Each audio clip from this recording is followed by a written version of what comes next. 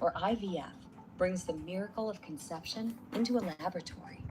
It has led to the birth of nearly 10 million babies since the first successful fertilization procedure in 1978. So, how does it work? Let's take a closer, step by step look at the process. Step 1: Preparation. The IVF treatment process begins long before any egg removal and fertilization takes place.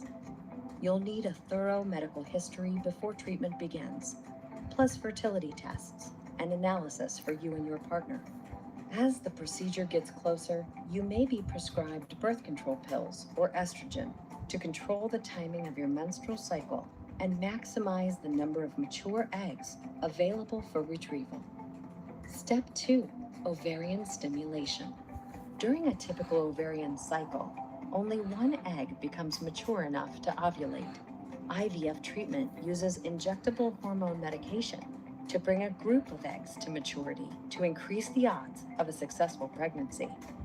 The type, dosage, and frequency of the medication will be tailored specifically to you for optimal results.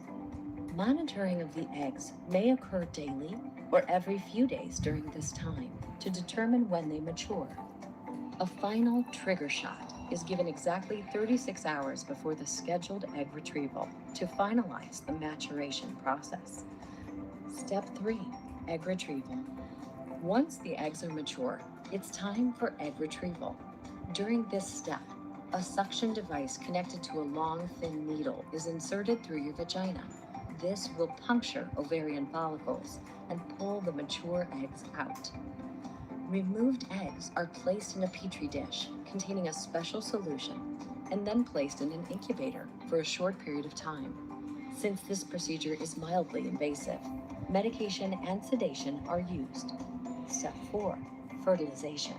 Fertilization of the eggs takes place within a day during a procedure known as an intracytoplasmic sperm injection. A single sperm is introduced into each mature egg. On average, about 70% of mature eggs will successfully fertilize. Step 5: Embryo development. Now comes the growing and waiting. Fertilized eggs are monitored and left to develop over the next several days, with cells actively dividing. About half of fertilized embryos will progress to the blastocyst stage when they are suitable for transfer into a uterus. Embryos that are suitable for transfer can either be used right away or frozen for future transfer. Step 6: Embryo transfer. Within a week after fertilization, it's time to transfer the embryos. This is a short procedure that only takes about 10 minutes and feels very similar to a pelvic exam or a pap smear. A speculum is placed within the vagina, and a thin catheter is inserted through the cervix into the uterus.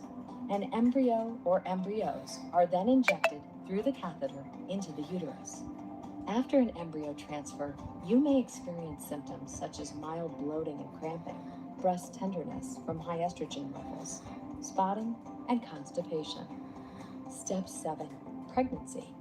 Within 14 days after the embryo transfer, a blood test will be done to determine if you're pregnant. If the pregnancy test is positive, you begin the journey of prenatal care. Pregnancy success rates per embryo transfer vary depending on the age of the woman at the time of egg retrieval.